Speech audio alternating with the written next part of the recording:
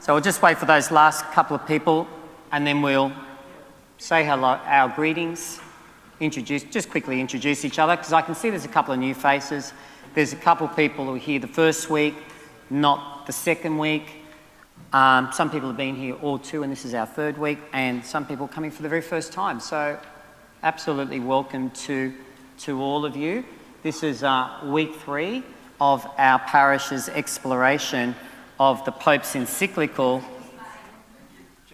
on Laudato Si. So tonight's chapter is called, and I just absolutely love and adore the title of tonight's chapter, The Human Roots of the Ecological Crisis. And when we had our planning meeting, we divvied up who do what. When I saw that title, I just was immediately drawn to it, because I just love what the Pope's saying here. Firstly, he, on behalf of the Church, is saying that he too believes and accepts the science that there is an ecological crisis going on right across the world. And 2, it's just not something that's just naturally happened, like climate change has happened in the past and the world's always changing. And this is something that is rooted in human behaviours and human actions. So that's what tonight's all about. So I'm Chris. I've met most of you in previous weeks, but if you don't know me, I'm a member of this parish, have been for quite a long time. Sometimes I'm up there on a Sunday supporting Father where I can. So we'll just go around and just introduce everybody again, because I do recognise there are a couple of new people who've come to their first session. There's one right there. I'm Dunstan. That's all. Second session. Oh, sorry. You're at the first. You were at the first. You were sitting right in that spot. I do remember now. I'm a newcomer. Father James, lovely to see you. I'm Anne Jenny. Hi, Anne. Fran. I'm Frank, I'm the Social Justice Committee. Evening. We might go over there. Tony. I'm John. I'm happy.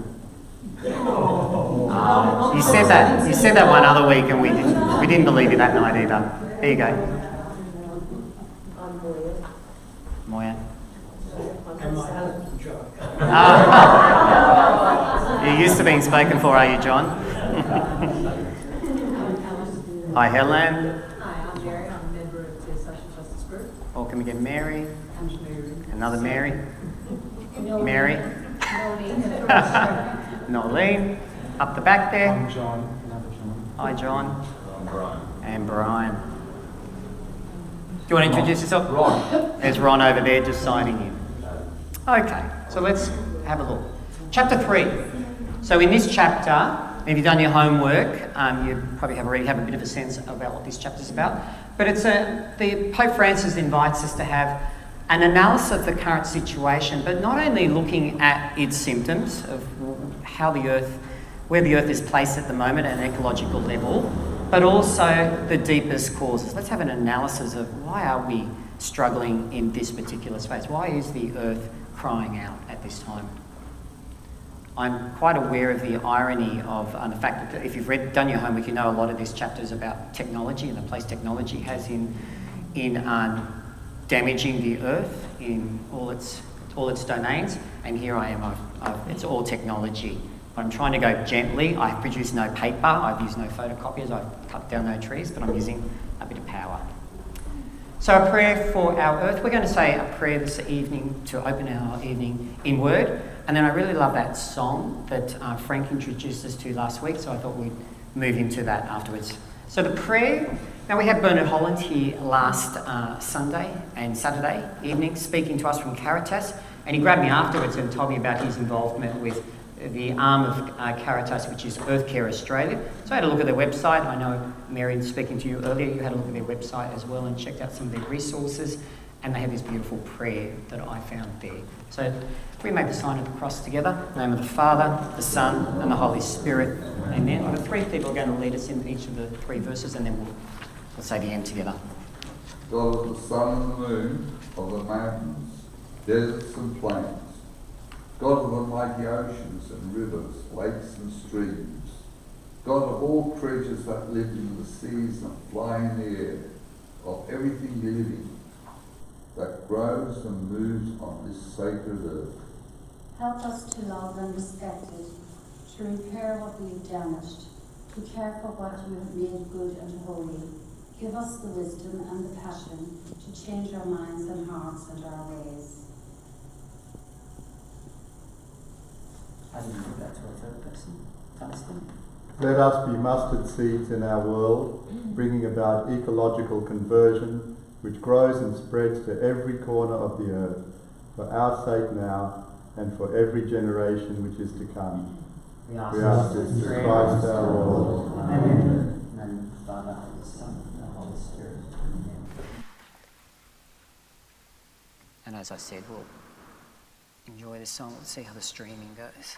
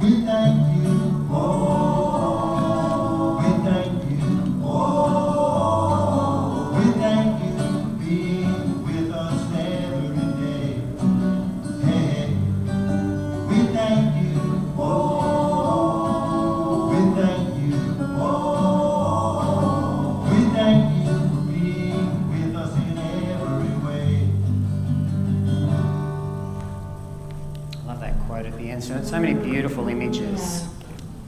I've started a little group at my own school, a little environmental awareness group with the stage 3 students. We meet at lunch times and let's go back to the presentation. I showed them that song yesterday. It's not that good. So they've decided that we're going to open up all of our meetings from now on with that. And Excuse me, I just... Problem with technology. Okay, so I'm no expert on chapter 3, but I have had a read of it. And I thought, I haven't timed out the presentation like Frank did to the minute last week, so I don't know if we'll get to the end, but we're going to try our best. But I thought, here's a bit of my summary of what the main themes of tonight are. And I know some of you also read it, so if you want to add something or I think it might be missing a point there, Chris, by all means. But this is what I gleaned. Firstly, there was recognition by Pope Francis that there is growing, undeniable and irrefutable evidence that there's a global ecological crisis taking place at the moment, and it's rooted in our behaviour. And we've all met skeptics who would give us other reasons for possibly why the Earth is struggling a little bit, but the Pope, that's why I'm so proud of the Pope when he nailed this, when he released this particular encyclical, because there had been politicisation of this sort of topic, and it was great to see the Church standing up and proclaiming where we stand from a theological perspective. We need to be concerned with not only the signs and symptoms of the crisis, but also understand the underlying causes. A major driver is our human-centred worldview that is, in part, stems from our scriptural understandings that we've been granted dominion over all creation. I know we've had some good discussions about this topic over the last few weeks. How this understanding manifests itself in human behaviour is a problem. We have a self-centred attitude towards the use of the world's resources, acting as though they are infinite, there to be used to attain economic progress and growth, to make money and profit and national GDP, all the wrong sort of drivers. Created to have dominion, there's a way to think about that particular theology, or born to rule is the attitude that others seem to have. It's there for us, nothing else. Another theme is the pursuit of economic growth has overshadowed ecological and environmental concerns. We continue to exploit the Earth's resources and people. That came out a lot in this chapter when I was reading this. Poorer nations, poorer people, with scant regard for the ecological price creation pays for our greed, scant regard for the people that we sometimes take these resources from for our own benefit. We use the wrong metrics to measure our progress and our societal success. We tend to only use economic measures. Technology. So our unfettered, growing and almost dependent use of technology with all its inherent power, used without applying an ethical framework guiding its use, is also part of the problem. The use of technology has exploded over the last 200 years, and John was saying that last year about the invention of the steam engine. That almost started a part of history where we never look back. It has unleashed incredible power. We can move mountains if we need to. We can destroy mountains if we want to. And control over the earth that has done enormous ecological damage. However, technology used ethically, respecting and showing dignity for life, including embryonic life and genetics, has the capacity to improve human life and overcome the ecological crisis and lift people out of poverty. The Pope says the ecological crisis is a sign of a larger spiritual crisis. We are spiritually and empathetically detached from other people, from creation and from our Creator God. We can only heal the wounds in nature if we also, at the same time, heal relationships, our human relationships. And not just our relationships with our neighbour that happens to live within our own borders, but relationships with a nation down the road that's breathing the same air or wanting to have access to the same water. I think this is the last one. No, just about. Just as we fail to hear the cry of the poor, the cry of the human embryo, the cry of a person with a disability, we also fail to hear the cry of nature.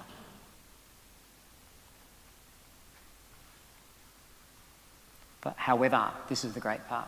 There are many environmental and humanitarian success stories, big and small, taking place all around the world. Chapter 3 examines an example, if you've read the last page there, of a solar-powered lights being sold to slum communities with slum settlements in India, and actually providing these people with a form of employment, not just giving them lights, or selling them lights, but actually empowering them to develop employment and a sense of dignity through work. So the church, I think, has been on a bit of an ecological journey of understanding and is teaching us that, and I think we're all on that journey. I thought I'd share a little bit of my journey in this space with you, and maybe it reflects a bit of your journey. So when I went to school, I was really proud to be an Australian. I thought we had a fantastic international reputation as being a world leader in environmentalism, conservation, caring for the planet, God's creation. I thought we set the bar and were the standard bearer for the rest of the world.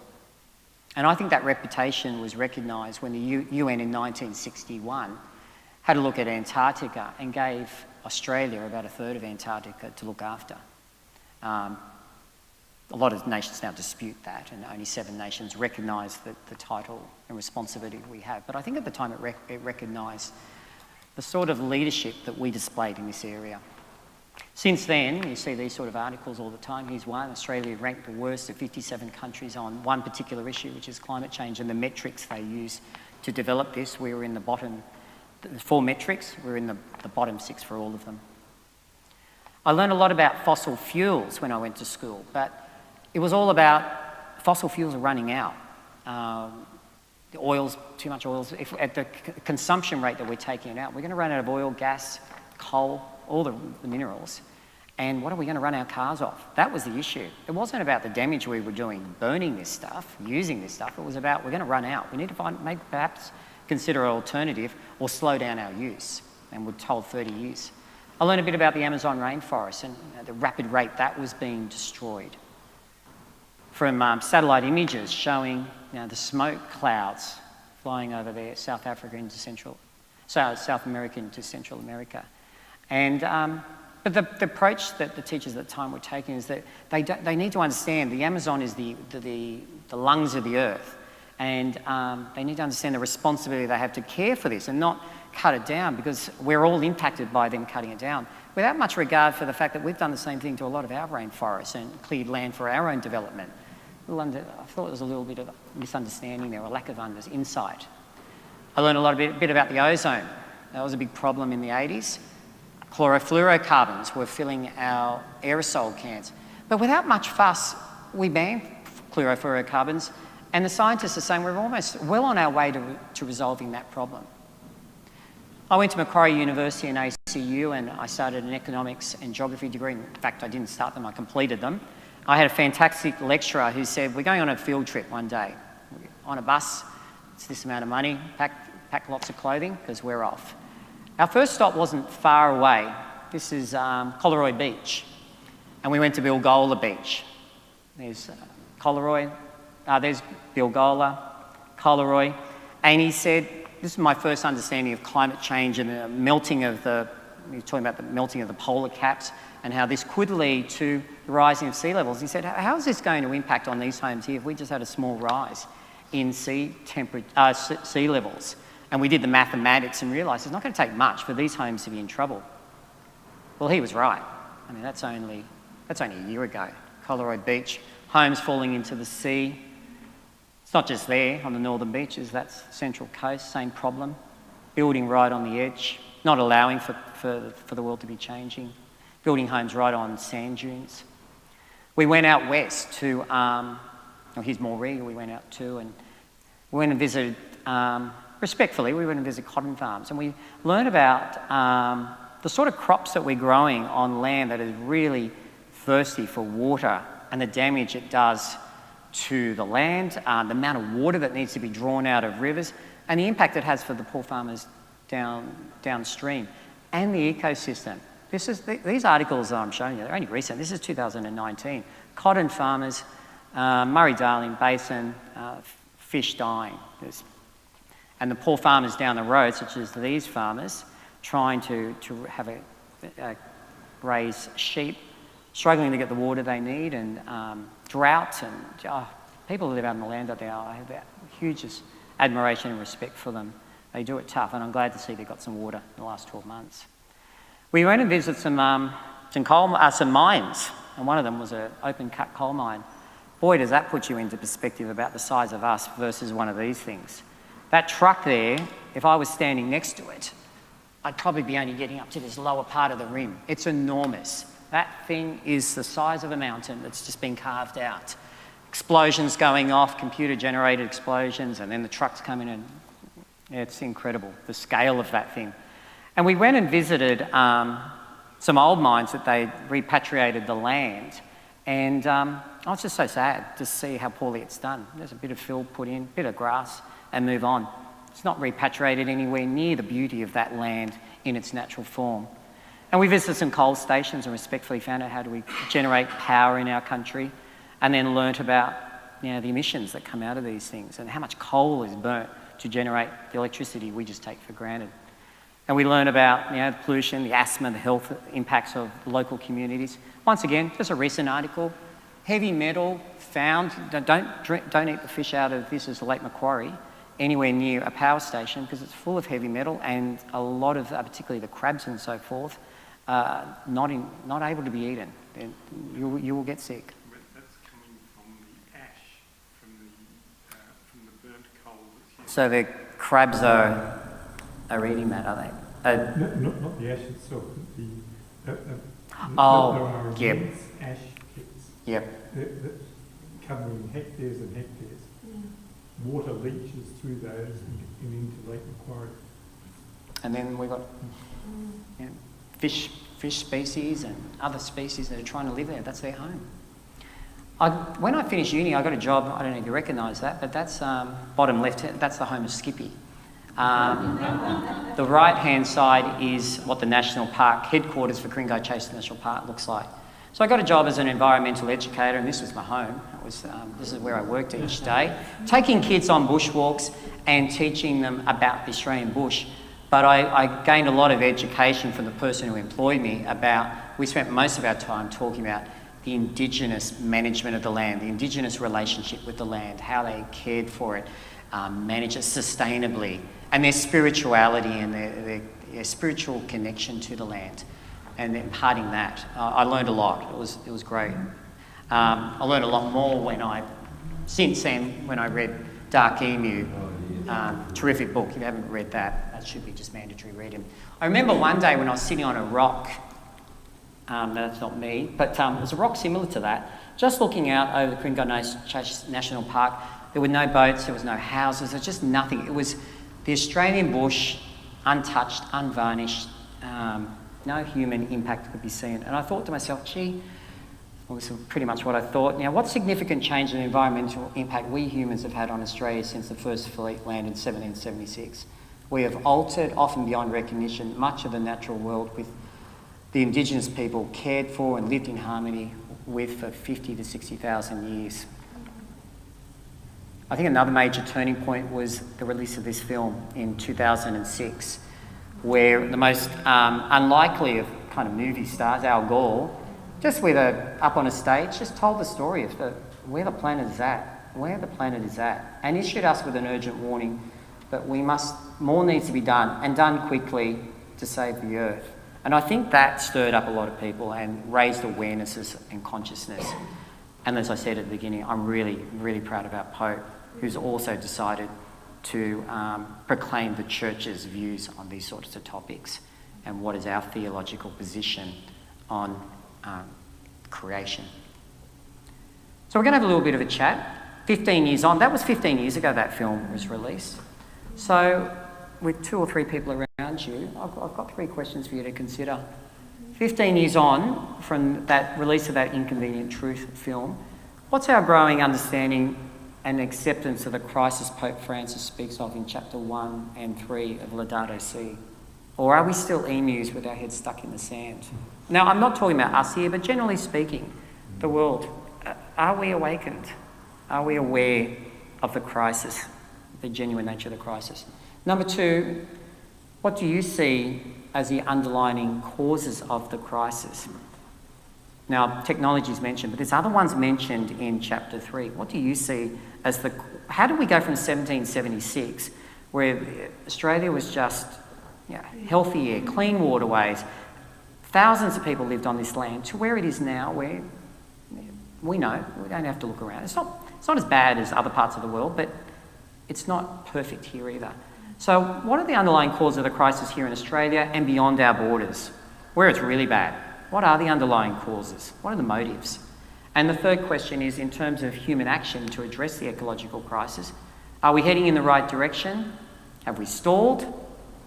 Or are things simply just getting worse? Heavy stuff. I hope I haven't depressed you, but let's have 5 minutes of a bit of a chat, and then we'll pass the microphone around and see what people think about those three questions. Have a chat.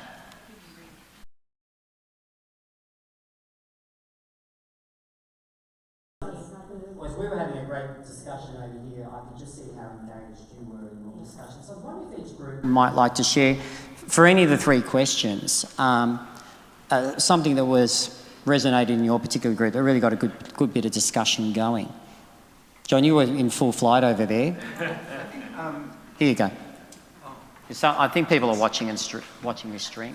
Our discussion, and correct me if I'm wrong, please, focused mainly on waste. We didn't get beyond question 1. We've forced ourselves to question 3, but... And so we were looking at people's propensity to create waste, perhaps through clothing or discarding technology or white goods. Mm-hmm.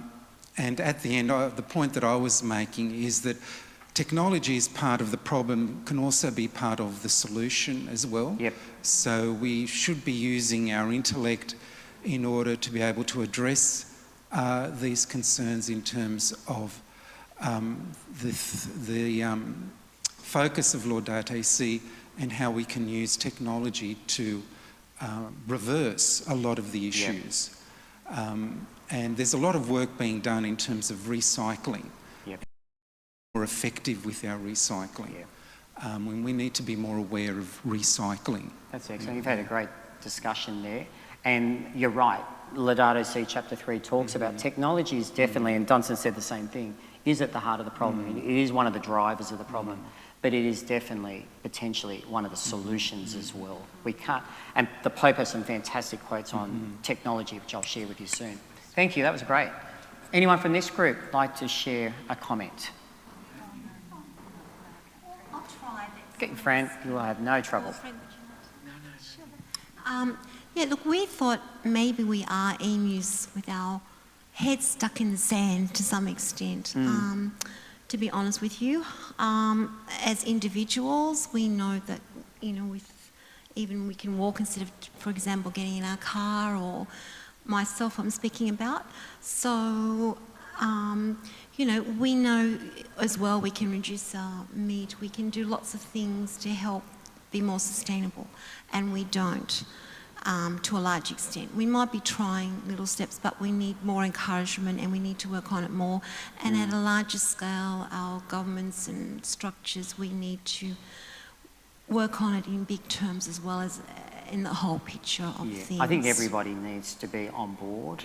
Individuals can have a lot of power. I had a discussion with, I think it was Philip at the beginning, but we need our governments, we need our corporations, small business, everybody needs to do their bit. And actually Pat was making a good point. I won't go for it. Pat was just made a great point, I think, that business people are, a lot of them are on board. Yep.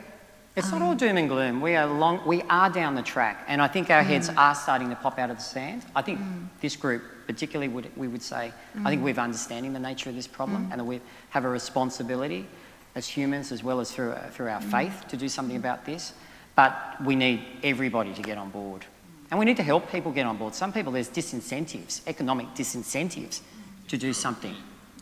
Anyone at this group wanted to add anything else? And we're going to have lots of time for discussion. Tony, go for it. Just building on the previous group, so we talked about, you know, governments and individuals, and then the sense of powerlessness you have.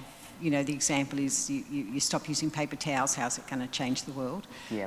But then we finished on the note that our homes, our parishes, our local councils, our state governments, as well as our federal government. So there's a lot we can do. And rather than be despairing, right, fair enough for those people who want to be activists, get out there and, you know, work on the federal government. But in the meantime, there's so much we can get on with that's in our control. Yep, and there's so much I think we're already doing. When you look, drive through, well, Father and I had a chat about a month ago about the number of homes with solar panels on the roof. Probably a little less in our area as to, you were saying where your last parish was, pretty much every home had solar panels and trying to generate their own electricity. We all recycle our own rubbish at home. I think if you have a look at home, food wastage is a huge problem. They were saying that in terms of greenhouse gases, if food waste was a nation, it would be the third largest nation in the world. So we buy too much, we let it rot in our fridges, and then we throw it out and it just becomes greenhouse gases. We're doing things, but we can always do more. Did anyone want to add anything on in the last group, or do you want to have a chat to one of the other topics? Bron, did you want to say anything? Well, what about banning plastics? Because we know they don't break down ultimately. Yep. So, what about putting pressure on governments and to say, yeah, that this is a critical thing as far as our environment, the world's environment is concerned. Why don't we pull back and only in specific and special cases allow plastic to be made?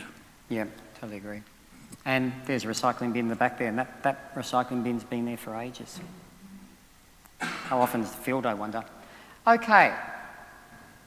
I'm sure we've seen this clip, but it's worth watching. When I researched all of this, I found this clip and I watched it another time and I thought, gee, you've got every right to be angry and disappointed and disheartened with the adults who've known about this problem for a long time and probably been dithering and dragging our feet. So let's have a little look at Greta Thunberg, who really speaks for the youth.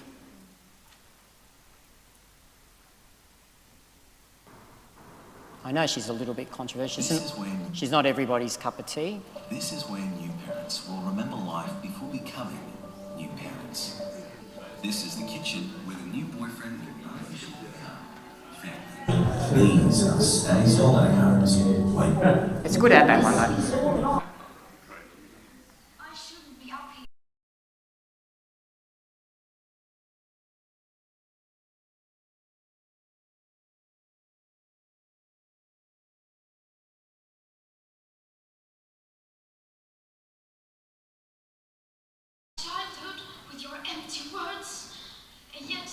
I'm one of the lucky ones. People are suffering, people are dying, entire ecosystems are collapsing. Extinction, and all you can talk about is money and fairy tales of eternal economic growth. How dare you? Pope Francis speaks of that very issue. For more than 30 years, the science has been crystal clear. How dare you continue to look away and come here saying that you are doing enough when the politics and solutions needed are still nowhere in sight. You say you hear us and that you understand the urgency. But no matter how sad and angry I am, I do not want to believe that. Because if you really understood the situation and still kept on failing to act, then you would be evil, and that I refuse to believe. Yeah. As I said, young generations do have a right to be a bit despondent with this. So, look, paragraphs 101 to 111 talk about technology, creativity and power. We're running short on time and I really want to get to some of the case studies. So rather than getting us to do private reading and sharing a group, we might move to another discussion because I think we've got enough understanding without doing the reading, and I know a lot of you have done the homework. So question one, so our second little group chat is, one, how has technology changed and evolved in the areas below over the last 200 years? And in your group, just spend a few minutes, but just choose two: transport, energy, communication, medicine or housing. How's it changed? What has been the environmental and ecological impact of those technological advancements?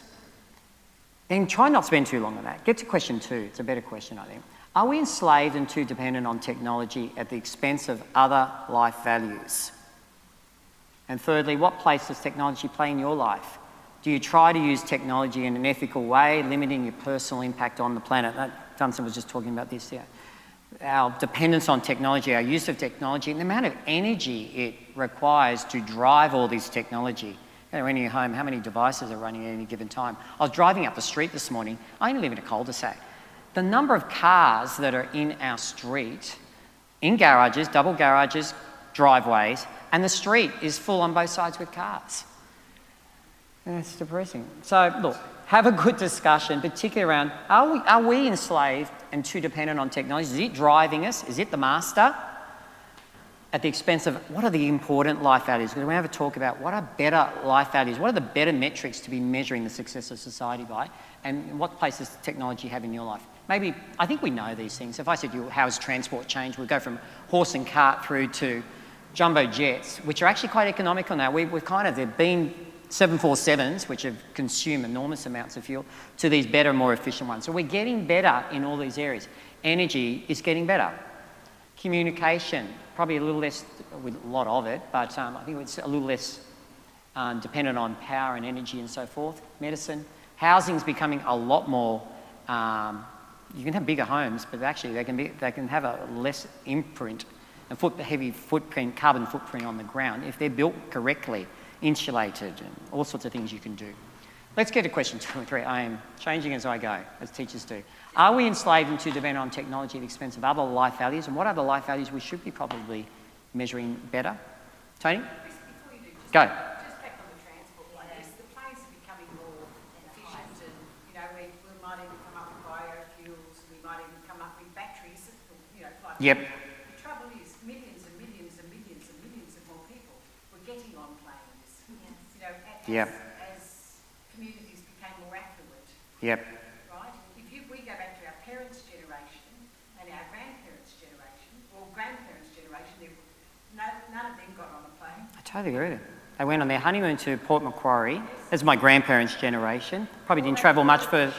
Yep, caught a train up. My parents...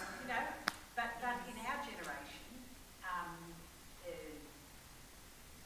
as the Asian continent becomes more affluent, yep. as the South American continent becomes more affluent, right? As more Americans become more affluent, as more Europeans or Australians become more affluent, we're all just jumping on planes. So it wouldn't matter how efficient that plane was getting. There are so many more planes in the air. So it's and the plane is only one part of the entire journey that you've been on. It's like on bicycles when you think about it, aren't you? Like, and even in China, there's 3 million, millions of bicycles. And then you go to the islands and people go on the small scooters around. That type of thing too. But then we have electric vehicles that are coming. But in our case, we're the emu again.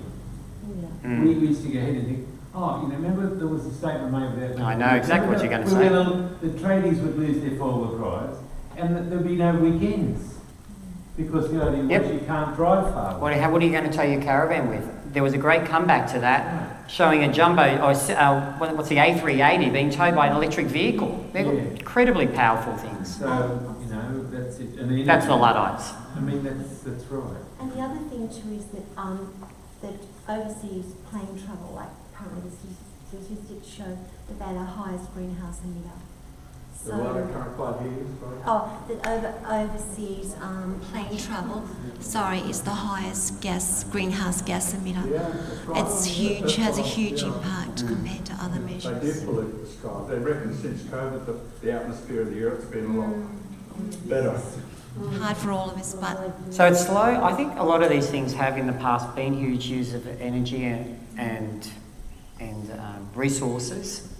We have the technologies making some of these things a little bit better, but you're right, there's lots more people accessing all of these things, and that has an environmental impact as well. But there's the equity and justice in all people having rights to it. Mobile phone, technology, all the things we take for granted in a developed country like our own. Should people not living in India, some of these poorer nations, have access to these things? Light. This is what we're going to watch in a minute, a little video of a community that's just, for the first time, gaining access to just basic light so they can read a book at night and mix as a community without breathing in toxic fumes that create light. So are we, well, let's have a group, we're having a great group discussion here. Are we too enslaved and too dependent on technology at the expense of other life values? So when... Sorry, the Pope says when we measure the success of a country, we mention GDP. That's the big one. Which is fine. It's really finance. The turnover, and so that's good. It's necessary to do that, but we don't make a measure of our happiness, of how well we have looked after the environment. Okay. Yep, you're spot on. In fact, on this second page, the costs of progress, it says redefining progress is a section. In fact, I've got a slide on it. And this is what the Pope says. As humans, we need to reconsider what we see and define as progress and how we go about measuring it. Governments overly emphasise economic development as what equates to national success, progress, being on track, being a great country. It's all about money. It's GDP. They're the measures.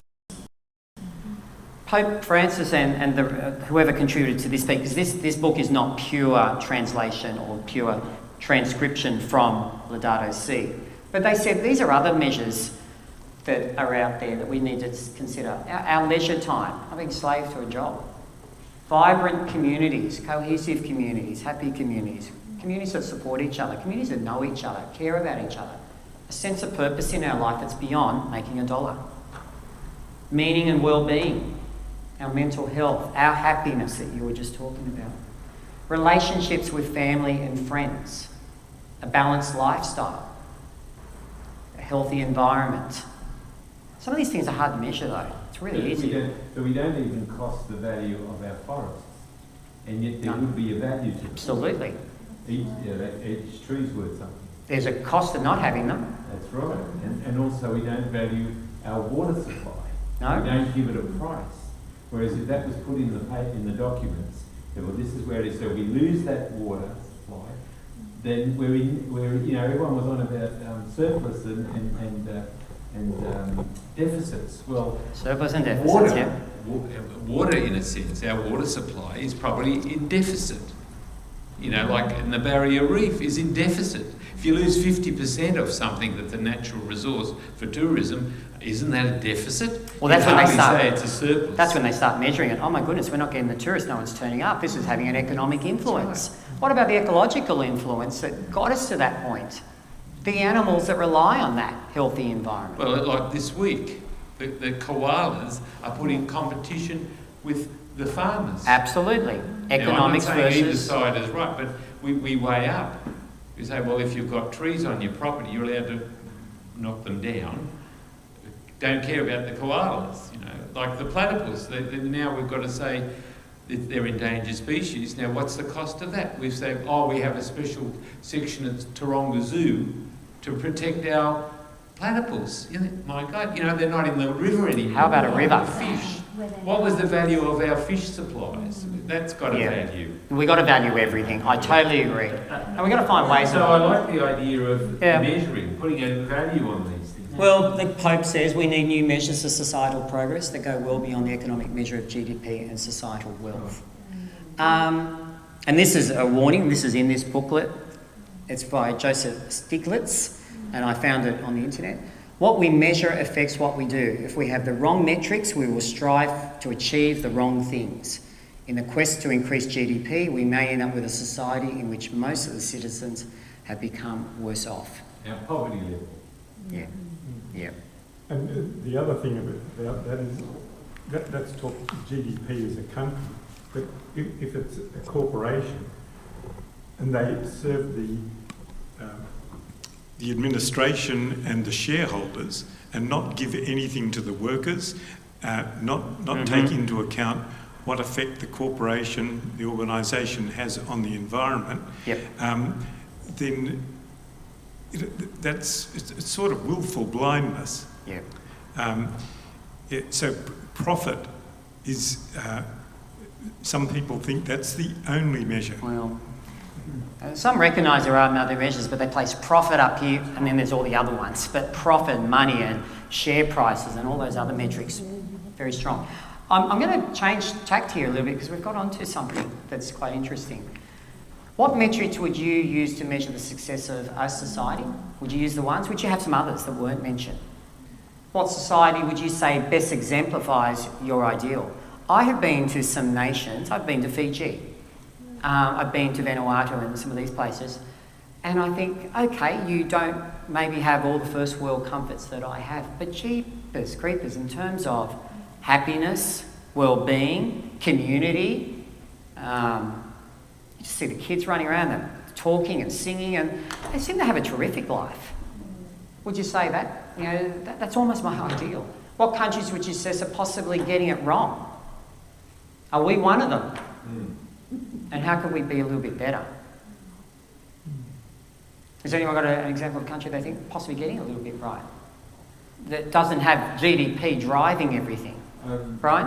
Not exactly ignoring GDP, but I think the Scandinavian countries. Yep. Tell us a bit about them. The Scandinavian countries spend more on welfare, I'm using it in the general sense, of well-being within the community. But then they're not seen by the greater GDP countries.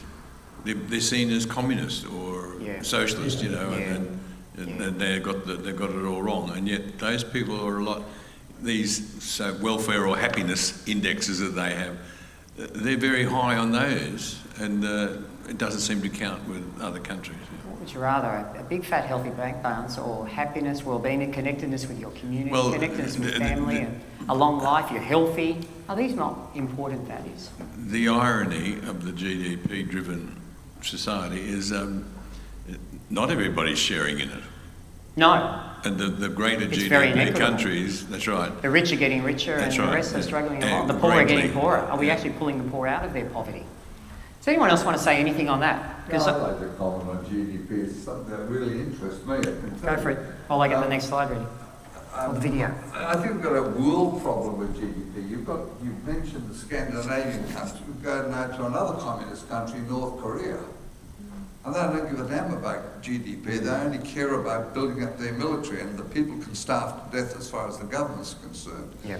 But with the rest of GDP, if we talk about take Australia, every time we try to help the development of GDP, it goes to the top end and not to the bottom, to the extent that we have what's happened in some of our major companies, that they just settle. And they'll go without people, so that the worker suffers. It's been a real serious problem in this country and in some parts of Europe, even Germany, which is supposed to be one of the polished countries of Europe. Yeah. So GDP is a real problem for measuring growth and development of a country. And you want to maximise your company profits. That often means not looking after your workers to the best of your ability. Well, pay them the least you can. Well, there's two types of people. Those that invest money. And those invest in people. They want profit. Yep. And those that invest their personal exertion, called workers. Yep. And they can be done without, just like the machinery that you use. John, technology adds to that because that replaces workers all the time. Yeah. So you're actually moving very well onto our next section. So what does the Pope say about technology? Some great quotes from the Pope in Laudato Si and in our reading. So the Pope reassures us that nobody's suggesting we return to the Stone Age. Technology has remedied countless evils which used to harm and limit human beings. How can we not feel gratitude and appreciation for this progress, especially in the fields of medicine, engineering and communication? So we can do amazing things, and we have done amazing things. We've eradicated many diseases. How could we not acknowledge the work of many scientists and engineers who have provided alternatives to make development sustainable? Techno-science, when well directed, can produce important means of improving the quality of human life, from useful domestic appliances to great transportation systems, bridges, buildings and public spaces. It can also produce art and enable men and women immersed in the material world to leap into the world of beauty. I haven't got time to do all the reading, but this is about employment. Pope says, human labour is valuable to the prudent care of the world. Work is a sacred activity that connects us with God. St. Benedict helped us see human labour as spiritually meaningful. That's a typo. We must protect the ability of men and women to work as means of finding their livelihood, their value and their contribution to human life. Our objective is to help everyone, including the poor, find work that results in earning their own way. We should not sacrifice workers for mere economic gain. Business will succeed when it brings these values into the mix. That's what John was just talking about. Business is a noble calling and should be directed to supporting producers of food and goods, even small local ones. Often small producers are edged out by larger producers, but often they should be protected by local governments. So we're going to look at technology now, some positives. So we're not going to finish on that down, no. We've got a couple of good case studies to look at. And both of these are from the book. First one talks about Fred Hollow using technology to go into, I think, Vietnam we spent a bit of time, Cambodia, places like that. $25 cost to fix the eye. Yeah, not much, is it? No. To give somebody, renew them, or give them back the gift of sight. That's technology. So he used it in that way. We're going to look at this case study here in India, which I referred to, and it's in the booklet, where 400 million people, and rising in this video I'm about to show you, live in slums without electricity. Every night in sprawling shanty towns, the air fills with a dense smell of kerosene where they use it to burn and to create light, and they're getting sick in breathing this in, and then also they have fires where it catches light to tents and can cause catastrophes. Australian company is selling reasonably affordable, portable, non-polluting, sustainable solar-powered lights, providing employment to a small army of local sales representatives. And that's what I was saying about before. They're not going in there and just selling them, but they're actually providing employment to the locals and giving them a source of income and the gift of dignity in employment. So have a look at, the whole video can be found on SBS and ABC. If you look up, do a very basic search, you'll find it. And the documentary goes for 25 minutes, but I'll just show you a short summary which goes for only 3. It's worth having a look at. Hopefully there's no ads.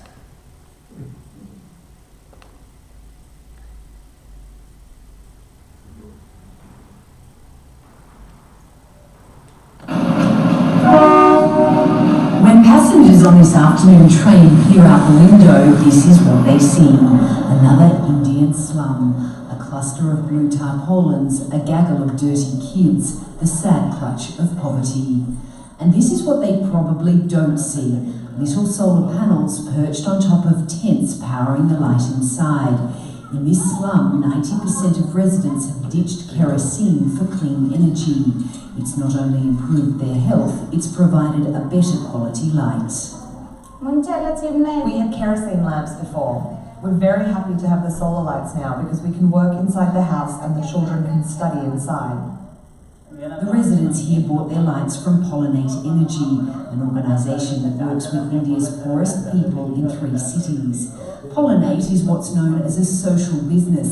It aims to find a business solution to a social problem. 6 young Australians founded Pollinate 4 years ago, among them Alexi Seller, a mechanical engineer from Sydney. I'm kind of amazed that we've reached more than 60,000 people already. That's 60,000 people who have clean energy in their homes, something they would not have been able to access maybe for another decade at least. Bengaluru is one of India's most cosmopolitan cities, a place where the wealthy can buy flash cars and Jimmy Choo shoes. But in the cracks of this metropolis are those who'd be happy with any pair of shoes. These people are so poor it's almost impossible for them to borrow money. That's where Pollinate comes in. It offers its customers a 5-week payment plan. The default rate is just 1%. Pollinate trains its local employees, or pollinators, to sell products like solar lights, water filters, and even mobile phones. Manjunath is one of its most successful salesmen. I've been working in this slum for 3.5 years. We are helping the poor people. They're very happy to buy the solar lights. Nobody's using kerosene anymore. Sometimes they take the lights back to their villages. This slum may be using clean energy, but there are millions of other people across India who have no access to power, solar or otherwise. The Indian census defines a slum as a residential area where the dwellings are unfit for human habitation. The latest data says 65 million people live in slums like this one. The figures may be daunting, but for the Pollinate team, the immense scale of energy poverty offers them a vast market for growth. We have quite a clear vision that we want to scale this across India. We're seeing this work very, very well in the cities we're in at the moment, and so many more people are going to migrate into these cities in the future that we have the opportunity to serve. By 2020, Pollinate Energy aims to be in 20 Indian cities, enlightening the lives of millions of slum dwellers. In Bengaluru, Lisa Upton, SBS World News.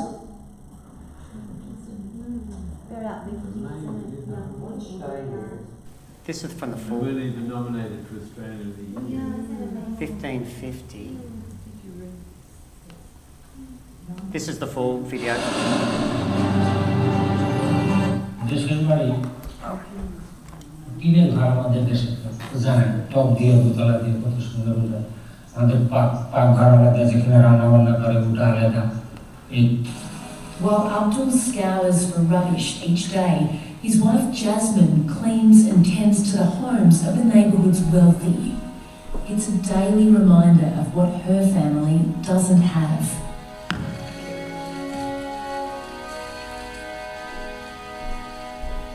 আর এখন আমার দিনটা এমনভাবে চলে, সারাদিন কাজ করি বড় বড় ঘরে, আমার খুবই ভালো লাগে। বাসাতে আসার পর আমার কান্না ধরে। রনির কি বয়স কাজে, এই কাজ করা, রনি কাজে যায়, আমার এই মেয়েটা সারাদিন বাসায় থাকে, এই ধুলো মাটিতে সারাদিন খেলা করে, অগ বয়সে সে লেখাপড়া।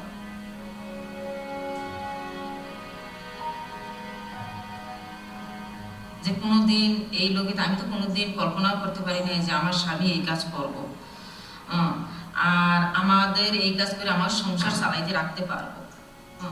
এখন আমি কি আর বলবো, আমার তো খুব গর্বিত হচ্ছে তার জন্য।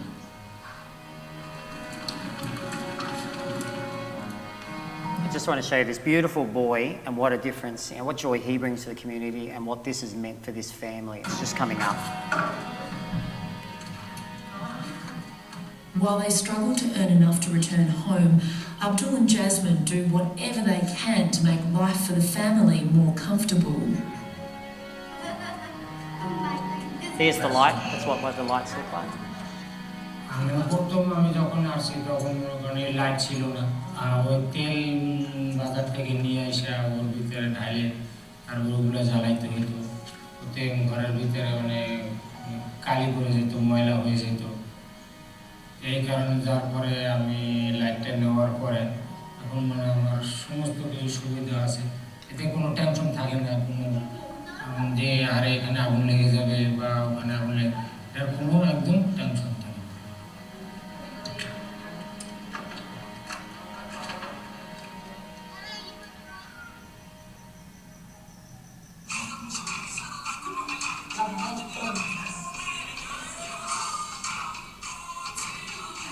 For the kids, the best part about the Pollinate light is that it doubles as a phone charger. It means they can watch Bangladeshi video clips, a small reminder of home. 4-year-old Ashraf, who lives next door, gets to practice his dance moves.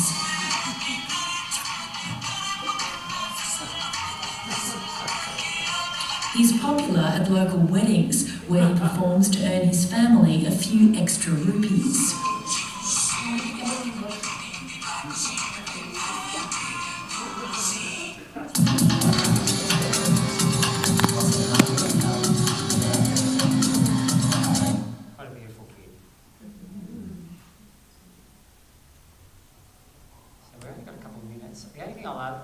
I'll mention before we go to our final song by Philip is Bill Gates Foundation. I know he cops a little bit as well, but he's sponsored or put a challenge out to businesses to try and create a way of purifying wastewater in impoverished parts of Africa. So from that waste they can get fertiliser, electricity, clean water. That's what Philip's getting ready. I don't think it goes for 2 minutes. It goes for 2 minutes and then I'll finish off. Of the day, something that caught our eye that might be of interest to you too. In this case, it's a new treatment plant designed to believe it or not, drinkable water. It sounds unappealing to say the least, but sewage and water are huge problems.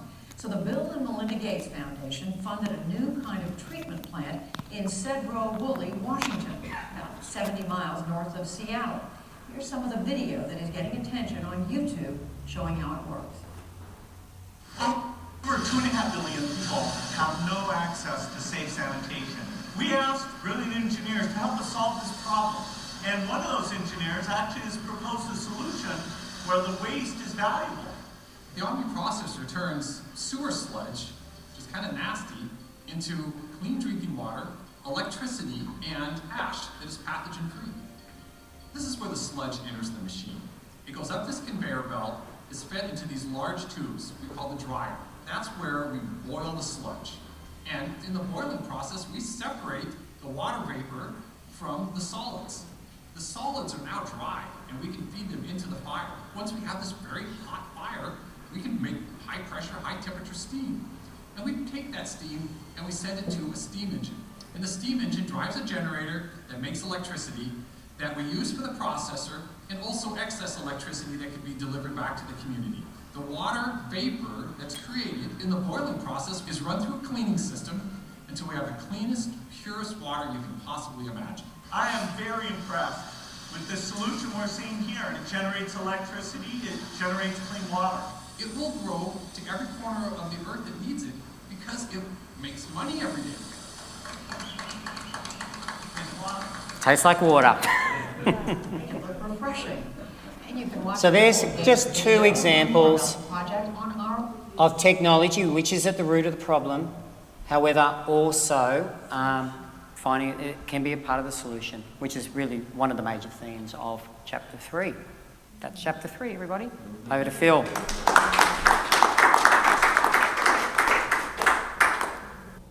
So the final song this is from Francis of Assisi's Canticle of the Creatures, and it's about it's at the very end. So he's mentioning everything that's living, not just the rocks and the water and the air, everything that's living. And he also addresses death. You know, he knows that everything has a beginning, and everything living has a beginning and an end. And he greets death as, I don't know whether it's a brother or a sister. So here we go.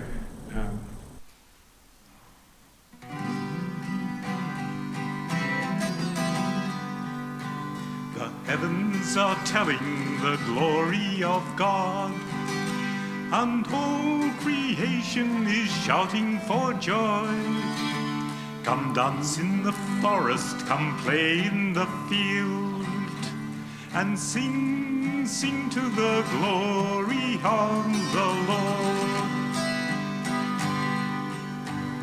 Sing to the earth who makes life to grow, the creatures you made to let your life show, the flowers and trees that help us to know the heart of love.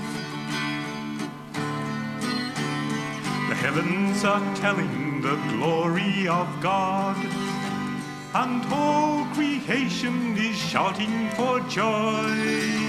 Come dance in the forest, come play in the field, and sing, sing to the glory of the Lord. Praise to our death that makes our life real, the knowledge of loss that helps us to feel, the gift of yourself, your presence revealed to bring us home. The heavens are telling the glory of God, and all creation is shouting for joy. Come dance in the forest, come play in the field, and sing, sing to the glory of the Lord.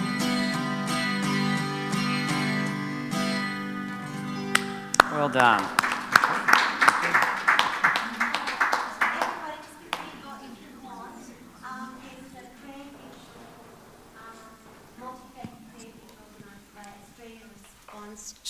Australian religious response, to climate change. So it's a multi-faith vigil. People, different backgrounds, are just gathering together for a prayer vigil in, I think, about 80 parts of Sydney and all around the world tomorrow, just to stand in solidarity that we can act for climate change now. So it's happening tomorrow right here in Cronulla, at the end of the mall, close to Scott Morrison's office. Yeah, near the office, and it starts at 11, but they ask people to be there from 10:30 on. Just 45 minutes. It'll be like meditation, a couple of talks, maybe just, and ringing of bells, and it's part of a whole global action for solidarity for all of us, individually and collectively, to do our best to act for climate change now. So. Oh, yeah, because some of us are going, of course. Absolutely. So there'll be quite a few of us going, and I know a couple of Uniting Church people that have phoned that they're going, and some Buddhist people. So yeah, it should be a great interdenominational thing. Yeah, definitely. Definitely the spirit of Laudato Si, Frank. Frank will definitely be there. Stir us.